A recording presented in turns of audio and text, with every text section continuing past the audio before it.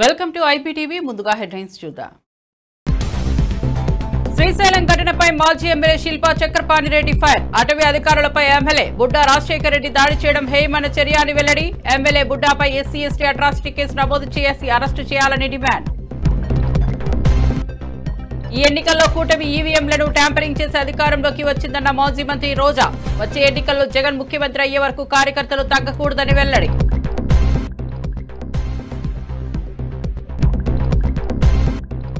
BJP సచివాలయం ముట్టడికి పిలుపు దృష్ట్యా పలువురు నేతలు పోలీసు అదుపులో. మొయినాబాద్ వద్ద బీజేపీ రాష్ట్ర అధ్యక్షుడు రామచంద్రరావు అరెస్ట్. ఖండించిన కేంద్ర మంత్రి బండి సంజయ్.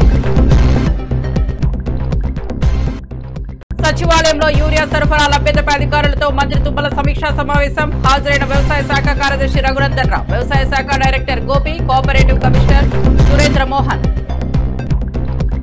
ఇక వార్త వివరాల్లోకి వెళ్తే శ్రీశైలం ఘటనపై మాజీ ఎమ్మెల్యే శిల్పా చక్రపాణిరెడ్డి తీవ్ర స్థాయిలో స్పందించారు. అటవీ అధికారులపై ఎమ్మెల్యే బుడ్డా రాజశేఖర్ రెడ్డి దాడి చేయడం హేయమైన చర్యగా ఆయన అన్నారు. బుడ్డా రాజకీయాలు బ్లాక్మెయిల్, వసూళ్లకే పరిమితమయ్యాయని ఆరోపించారు. మా పార్టీ నుంచి గెలిచి టీడీపీకి అమ్ముడైన వ్యక్తి బుడ్డా అని విమర్శించారు. ఇలాంటి నేతను పార్టీ నుంచి సస్పెండ్ చేయాలని డిమాండ్ చేశారు. అంతేకాదు ఆయనపై ఎస్సీ ఎస్టీ అట్రాసిటీ కేసు నమోదు చేసి వెంటనే అరెస్టు చేయాలని కోరారు. ప్రజాస్వామ్యంలో ఎన్నికైన ప్రతినిధులు ఇలా ప్రవర్తించడం సమాజానికి చెడు సంకేతమని శిల్పా చక్రపాణి ఆగ్రహం వ్యక్తం చేశారు. నిర్వహణలో ఉన్నటువంటి అధికారులను కొట్టినా మీరు మామూలు కేసులు పెడతారని మేము ప్రశ్నిస్తా ఉన్నాం. మీరు నిజంగా నిజాయితీ నిరూపించుకోవాలంటే పవన్ కళ్యాణ్ గారు, సీఎం గారు, లోకేష్ గారు, మేము ఒకటే కోరుతా ఉన్నాం. ఒక వైఎస్ఆర్సీపీ పార్టీ తరఫున కోరడం లేదు. మేము ప్రజల తరఫున, దళితుల తరఫున, ఈరోజు బీసీ మైనార్టీల తరఫున అడుగుతా ఉన్నాం. మీరు ఖచ్చితంగా బుడ్డా రాజశేఖర్ రెడ్డిని ఎస్సీ ఎస్టీ అట్రాసిటీ కేసును బనాయించి వారి పైన వెంటనే చర్యలు తీసుకుని పార్టీ నుంచి సస్పెండ్ చేయాలని కోరుతా ఉన్నాం. మీరు సస్పెండ్ చేస్తే నిజాయితీగా మిమ్మల్ని ప్రజలు నమ్ముతారు, మీ నిజాయితీని శంకించరు. మీరు ఆ విధంగా కాకుండా దళిత సంఘాలు నిన్న మొన్న ప్రయత్నం చేసి నిరసన తెలపాలని ప్రయత్నిస్తే వాళ్ళని కూడా పోలీసుల ద్వారా బెదిరించడం జరిగింది. బుడ్డా రాజశేఖర్ మీరు ఇట్లే వదిలితే అచ్చోసిన ఆంబోతులాగా ప్రజలపై పడి ఈరోజు దుర్మార్గంగా ప్రజల్ని హింసించడం ప్రారంభించారు. నేను ఒకటే చెప్తా ఉన్నా, మళ్ళీ ఈరోజు సిగ్గు లేకుండా తన మనసులతో తను మాట్లాడుతూ ఉన్నాడు. చెక్ పోస్టులలో విపరీతమైనటువంటి లంచాలు తీసుకుంటా ఉన్నారు. అందుకే నేను అక్కడ ఆపాను, అందుకే మందలించడానికి పోయాను. ఆ మందలించడానికి పోతే రాత్రి వేళల్లో 2 గంటలప్పుడు అభివృద్ధిని చూపించకపోయినాడు. ఏం బొచ్చులు అభివృద్ధి చేసినాడు? ఏం అభివృద్ధి చేసి ఇంకా చూపించాలి? పగులు కూడా చూపించడానికి లేదా? ఏం అభివృద్ధి చేసావని నువ్వు చూపించడానికి 2 గంటలప్పుడు తీసుకెళ్లి అధికారులను తీసుకెళ్లి నానా హింసలు పెడతావా? మాజీ మంత్రి రోజా కూటమి ప్రభుత్వంపై తీవ్ర విమర్శలు చేశారు. ఈ ఎన్నికల్లో ఈవీఎంలను ట్యాంపరింగ్ చేసి అధికారంలోకి వచ్చారని ఆరోపించారు. జగన్మోహన్ రెడ్డి చేసిన అభివృద్ధి సంక్షేమ పథకాల కంటే మించిన పనులు కూటమి ప్రభుత్వం చేయలేదని తెలిపారు. ప్రజలను మోసం చేసి దొంగ దెబ్బతో అధికారంలోకి వచ్చారని రోజా మండిపడ్డారు. కార్యకర్తలు వచ్చే ఎన్నికల వరకు తగ్గకుండా కృషి చేయాలని పిలుపునిచ్చారు. జగన్ మళ్లీ ముఖ్యమంత్రిగా అయ్యే వరకు పోరాటం ఆగకూడదని స్పష్టం చేశారు. జగన్ 2.0 ఎలా ఉంటుందో రాష్ట్ర ప్రజలకు చూపిస్తామని ధైర్యంగా చెప్పారు. ప్రభుత్వం దొంగ దెబ్బ తీసింది. నెక్స్ట్ టైం అది కుదరదు, నెక్స్ట్ టైం ఆ పరిస్థితి ఉండదు. సో ప్రజల అభిమానం జగనన్నని కోరుకుంటుంది కాబట్టి మళ్ళీ జగనన్న ముఖ్యమంత్రి అయ్యే విధంగా మనం ఎక్కడికక్కడ బూతుల దగ్గర తగ్గేదే లేదని పనిచేయాల్సిన అవసరం ఎంత ఉంది. అండ్ ప్రతిపక్షాలు కూడా గుర్తుపట్టుకోవాల్సింది ఒక్కటే, ఇప్పుడు మీరిచ్చిన వాగ్దానాలు నెరవేర్చకుండా కేవలం రెడ్ బుక్ రాజ్యాంగం అంటూ ప్రజల్ని, కార్యకర్తల్ని, నాయకుల్ని ఇబ్బంది పెడితే జగన్ 2.0 సో మేము ప్రతి కుటుంబంలో ఒక బిడ్డలాగా పనిచేశాం. కులం చూడలేదు, మతం చూడలేదు, పార్టీ చూడలేదు. కానీ ఇప్పుడున్న పరిస్థితులు వేరుగా ఉన్నాయి. ఈ ఊర్లోకి అడుగు పెట్టాలంటేనే మీరు చూశారు ఎన్ని అడ్డంకులు పెట్టి రానీకుండా చేయాలనే ప్రయత్నం చేశారు. కానీ ప్రజలు ప్రేమతో అభిప్రాయం స్వాగతం పలికింత దూరం మమ్మల్ని తీసుకొచ్చారు. ప్రజల అభిమానం ముందు ఎవరైనా కూడా తట్టుకోలేరు.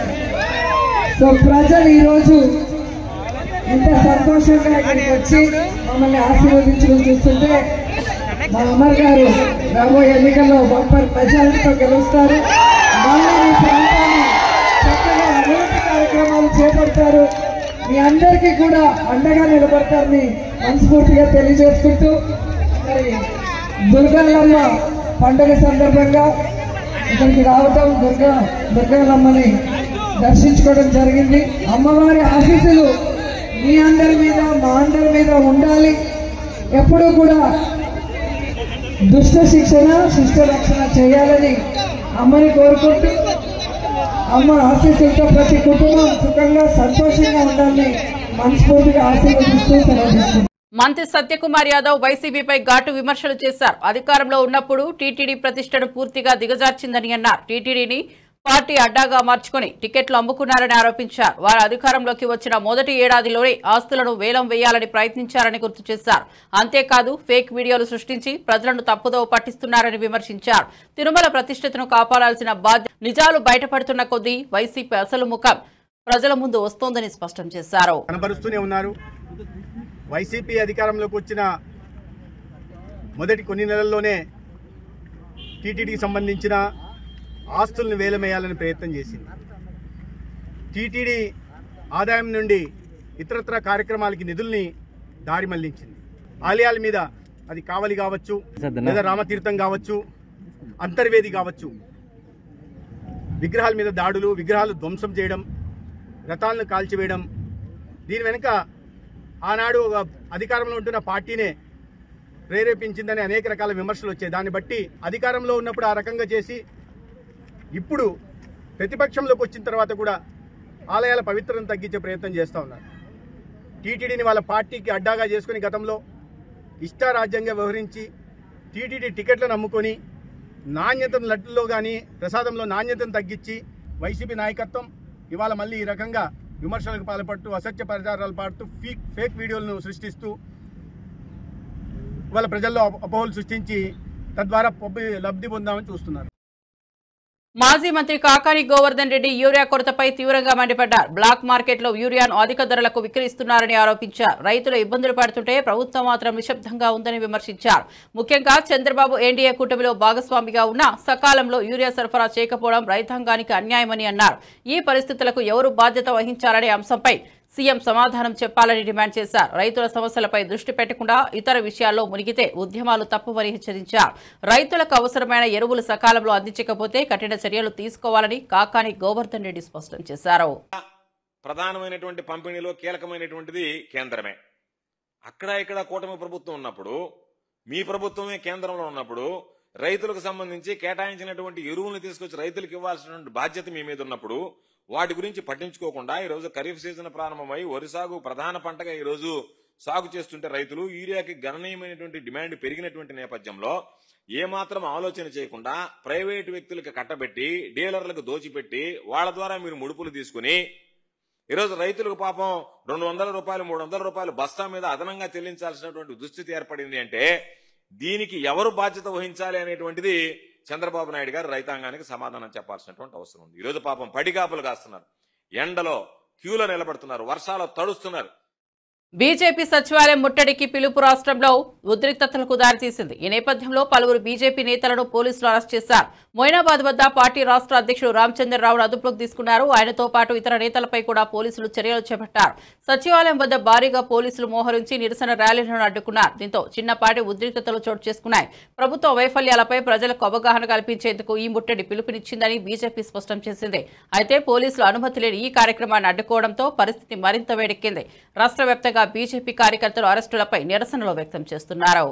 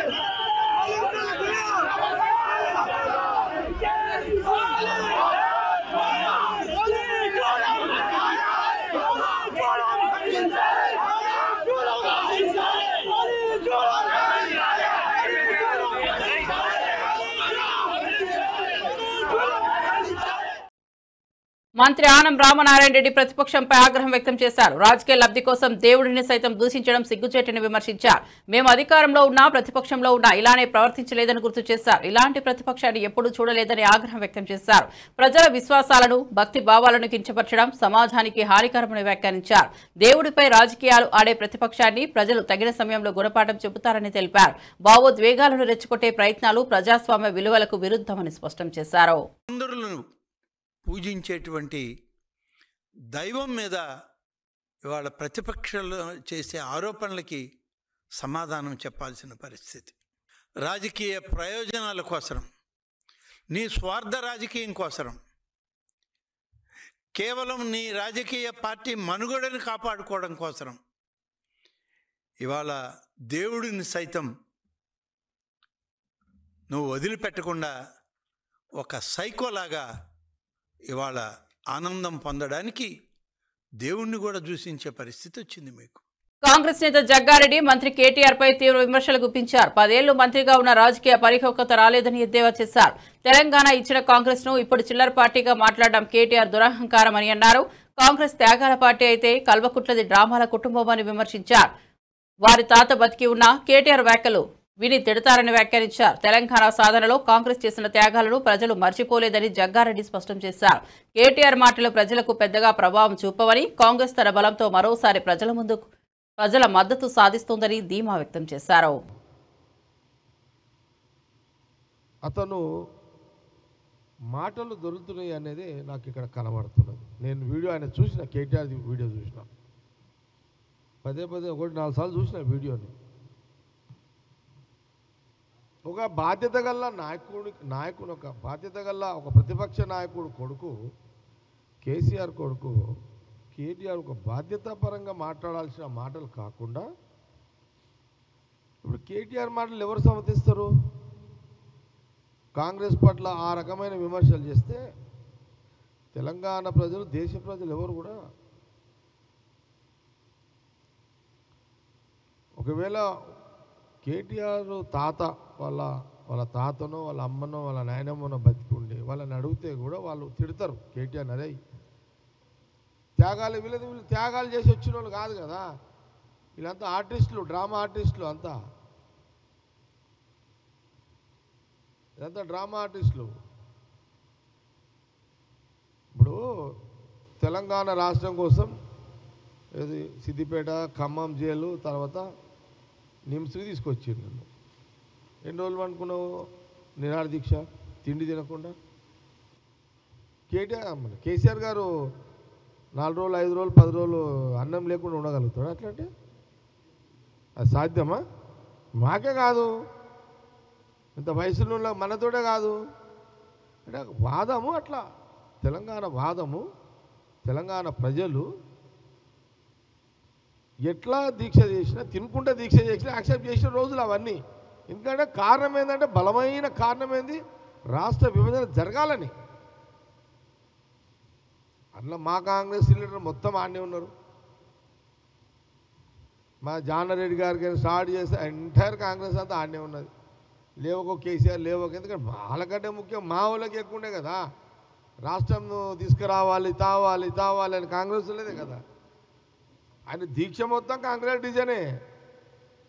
కాకపోతే జాక్పాట్ కేసీఆర్ కొట్టుకున్నాడు, మా వాళ్ళు కొట్టలేకపోయారు కదా 2014లో. కానీ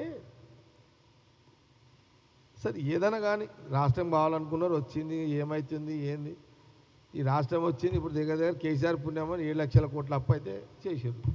అదొకటి మనకు, అదొక రికార్డ్. రాష్ట్ర విభజన తర్వాత 7 లక్షల కోట్ల అప్పు చేసి చరిత్ర నిలబడ్డ ఇక తెలంగాణ ప్రజలు, ఆ కుటుంబము అందరూ ఆలోచన చేసుకోవాలి. ఇక రాష్ట్రంలో యూరియా సరఫరా లభ్యత అంశాలపై మంత్రి తుమ్మల సమీక్షా సమావేశం నిర్వహించారు. ఈ సమావేశానికి వ్యవసాయ శాఖ కార్యదర్శి రఘునందన్ రావు, వ్యవసాయ శాఖ director Gopi, cooperative commissioner Sunil Mohan హాజరయ్యారు. రైతులకు సకాలంలో ఎరువులు అందేలా చర్యలు తీసుకోవాలని మంత్రి ఆదేశించారు. యూరియా కొరత రాకుండా నిల్వలను పర్యవేక్షించాలని అధికారులను ఆదేశించారు. రైతాంగానికి ఇబ్బందులు కలగకుండా సమన్వయం కొనసాగించాలని సూచించారు. సరఫరా వ్యవస్థలో ఎలాంటి లోపాలు ఉన్నా వెంటనే సరిచేయాలని మంత్రి స్పష్టం చేశారు. రైతుల అవసరాలను దృష్టిలో ఉంచుకొని యూరియా పంపిణీపై ప్రత్యేక పర్యవేక్షణ అవసరమని పేర్కొన్నారు.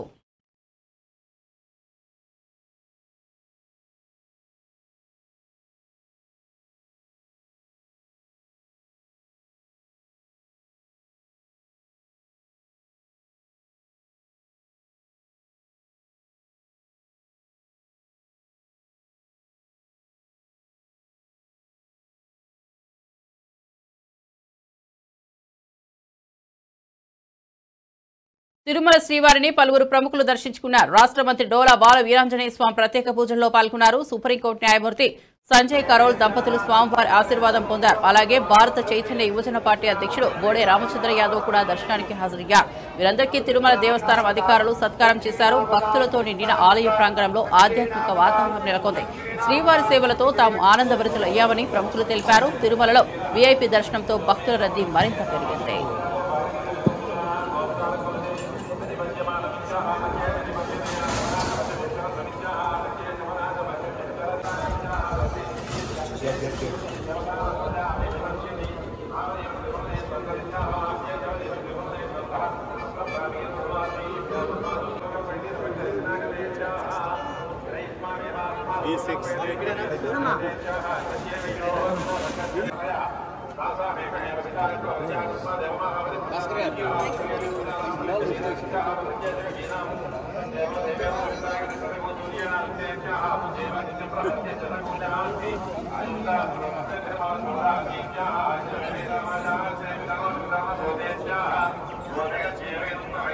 వైసీపీ హయాంలో దివ్యాంగుల బోగస్ సర్టిఫికెట్ల ఆధారంగా పెన్షన్లు పొందిన వారిపై ప్రభుత్వం కఠిన చర్యలు తీసుకుంది. అన్ని అవయవాలు బాగున్న అధికారం అండతో అనర్హులు పొందిన పెన్షన్లను రీవెరిఫికేషన్ ద్వారా గుర్తించారు. నిజమైన దివ్యాంగులకు అన్యాయం జరగకుండా అర్హులందరికీ పింఛన్లు చేరేలా చర్యలు చేపట్టారు.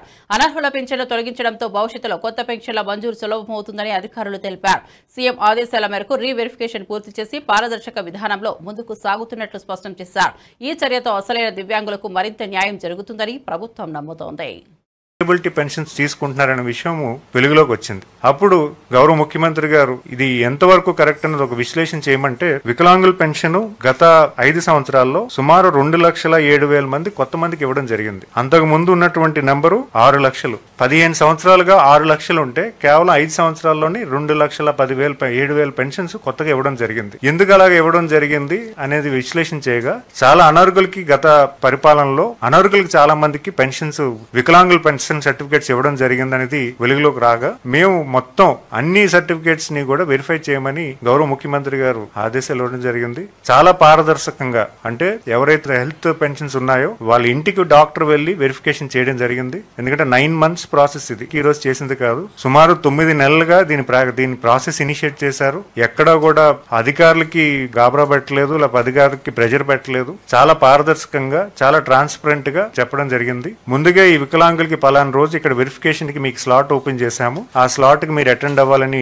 వాళ్ళకి రిక్వెస్ట్ చేశాము. ఆ స్లాట్ నిమిత్తమే ఆ రోజు వికలాంగులు ఎవరైతే ఉన్నారో వాళ్ళు కూడా వెళ్ళి వెరిఫికేషన్ చేసుకోవడం జరిగింది. ఈ వెరిఫికేషన్ ప్రాసెస్ అంతా కూడా సుమారు 7,95,000 మందికి రీవెరిఫికేషన్ లో 5,50,000 మందికి సుమారుగా రీవెరిఫికేషన్ ప్రాసెస్ కంప్లీట్ అయింది. ఈ 5,55,000లో ఉన్నటువంటి సర్టిఫికేట్స్ అన్ని కూడా ఈ రోజు అప్లోడ్ అయ్యి, అందులో ఇనెలిజిబుల్ ఎవరైనా ఉంటే వాళ్ళకి కొంత నోటీస్ ఇవ్వడం జరిగింది. అందులో కొన్ని టెంపరరీ సర్టిఫికేట్స్ లోకి కన్వర్ట్ అయ్యాయి. అంటే గతంలో మనకి ప్రాసెస్ లేకపోవడం వల్ల, అంటే సర్టిఫికేట్స్ అనేవి కొన్ని మాన్యువల్ సర్టిఫికేట్స్ కూడా ఉన్నాయి గతంలో. యాక్చువల్ గా డిజేబిలిటీ యాక్ట్ అనేది 2016లో వచ్చింది. అది అంతకు ముందు ఉన్నటువంటివన్నీ కూడా manual certificates. So manual certificates అన్ని కూడా కొన్ని టెంపరరీ సర్టిఫికేట్స్ కింద కన్వర్ట్ అవ్వడం జరిగింది. కానీ వాళ్ళకి ఎలిజిబిలిటీ ఉంటే మాత్రం, వాళ్ళకి 40% కన్నా ఎక్కువ ఉంటే మాత్రం వాళ్ళకి కూడా అర్హుల్లో కలపమని చెప్పి మన గౌరవ ముఖ్యమంత్రి గారు నిన్న మాకు అందరికీ కూడా ఆదేశాలు ఇవ్వడం జరిగింది. సో వాళ్ళు కూడా కన్సిడరేషన్ చేస్తూ రేపు పెన్షన్ వాళ్ళకి ఆగకుండా చేయడానికి కూడా మేము కార్యాచరణ చేస్తున్నాము.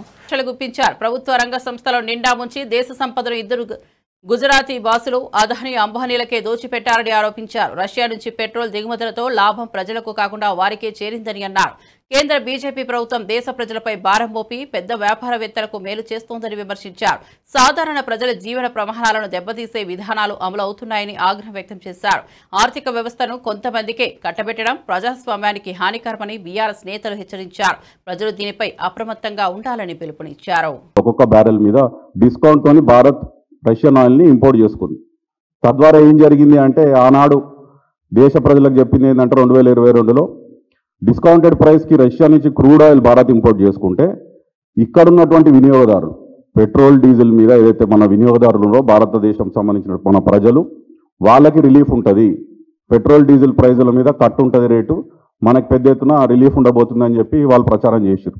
కానీ తీరా ఈ 3 సంవత్సరాలలో జరిగింది ఏంటిదంటే, కేవలం 1%, 2022లో కేవలం 1% రష్యన్ క్రూడ్ ఆయిల్ని భారతదేశం ఇంపోర్ట్ చేసుకునేది. 2025 నాటికి 3 సంవత్సరాల్లో 40% పెరిగింది. ఈ 40% పెరిగిన దాంట్లో సింహ భాగం ఎవరు ఇంపోర్ట్ చేసుకున్నారు అంటే ముఖేష్ అంబానీ గారి రిలయన్స్ ఎనర్జీ ఇంపోర్ట్ చేసుకున్నది.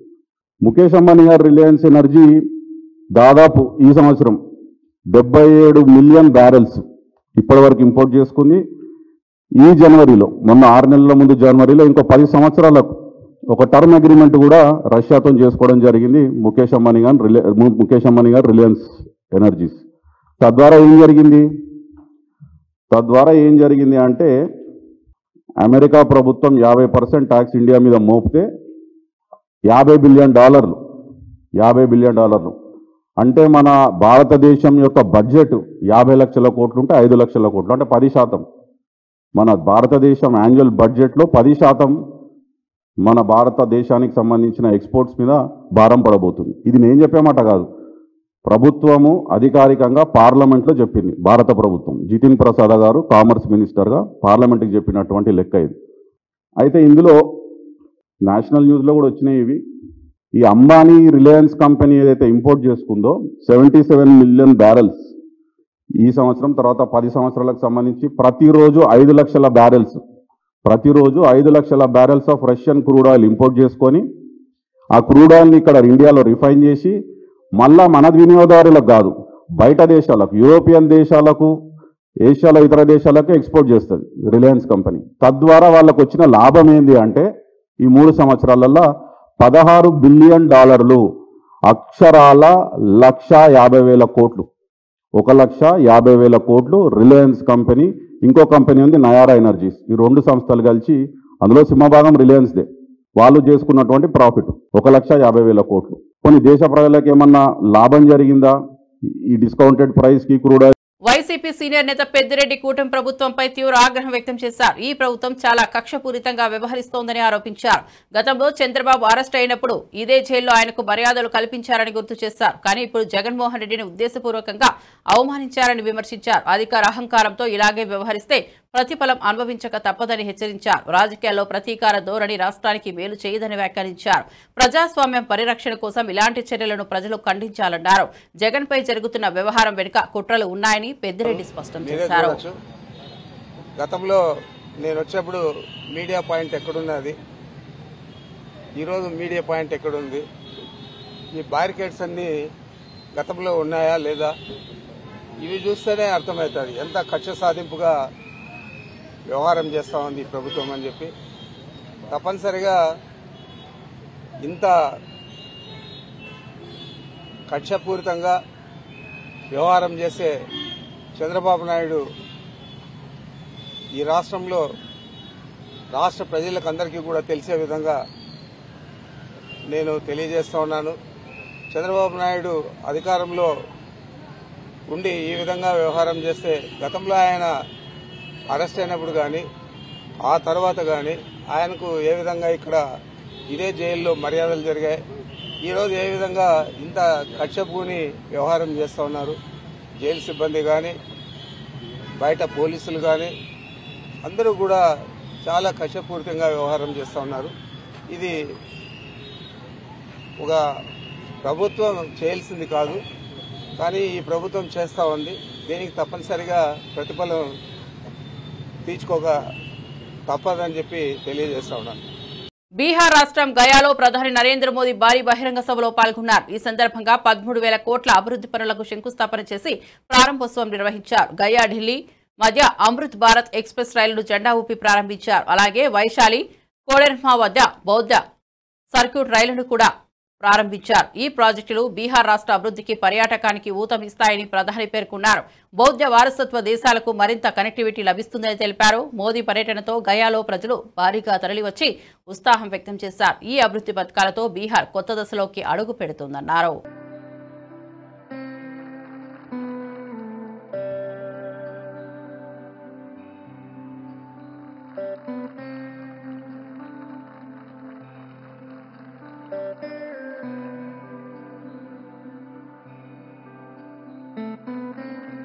తండ్రి నుంచి ఆస్తి బదిలీ చేసుకున్న ఓ కూతురు ఆయనను రోడ్డుపై వదిలేసిన ఘటన ముదార్ లో వృద్ధుల దినోత్సవం రోజు జరిగింది. దీనిపై సయ్యద్ అహ్మద్ అలీ కూతురుపై పిటిషన్ వేశారు. Parents and senior citizens act 2007 కింద ఎంఆర్ఎం అధికారి జ్యోతి బృందంతో వెళ్లగా కూతురు ఇష్రా అహ్మద్ తలుపు వేసుకుని 2 గంటలు వెయిట్ చేయించింది. చివరికి తలుపు బద్దలు కొట్టి ఆయన్ని ఇంట్లోకి తీసుకెళ్లి తిరిగి ఆయనకే అప్పగించారు.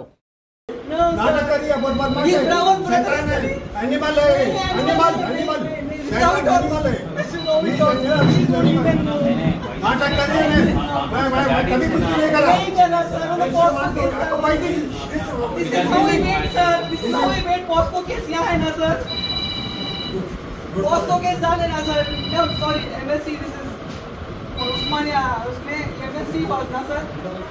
हाउ दिस इज ये सब झूठ है sir. This is how he broke सी सब नाटक नहीं करे पापा. नाटक में पैसे लेके वो कर दिए सब झूठ बोले तो मारो मैंने मार रहा है. मेरे बच्चों को क्यों मारे, मेरे बच्चों को क्यों मारे. This is how you people are all watching and he's repeating and going and you're telling to take care of him. I don't know. Hey.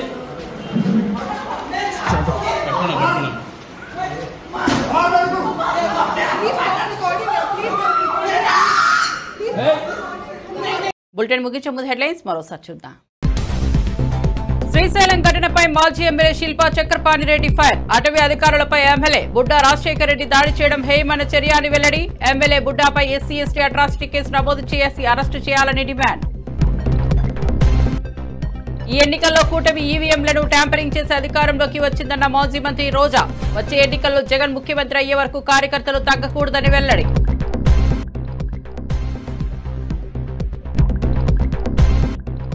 BJP సచివాలయం ముట్టడికి పిలుపు దృష్ట్యా పలువురు నేతలు పోలీసు అదుపులో. మొయినాబాద్ వద్ద బీజేపీ రాష్ట్ర అధ్యక్షుడు రామచంద్రరావు అరెస్ట్. ఖండించిన కేంద్ర మంత్రి పాటి సంజయ్. సచివాలయంలో యూరియా సరఫరా లభ్యతపై అధికారులతో మంత్రి తుమ్మల సమీక్షా సమావేశం. హాజరైన వ్యవసాయ శాఖ కార్యదర్శి రఘునందన్ రావు, వ్యవసాయ శాఖ director Gopi, cooperative commissioner Surendra Mohan. మరిన్ని అప్డేట్స్ కోసం చూస్తూనే ఉండండి IBTV.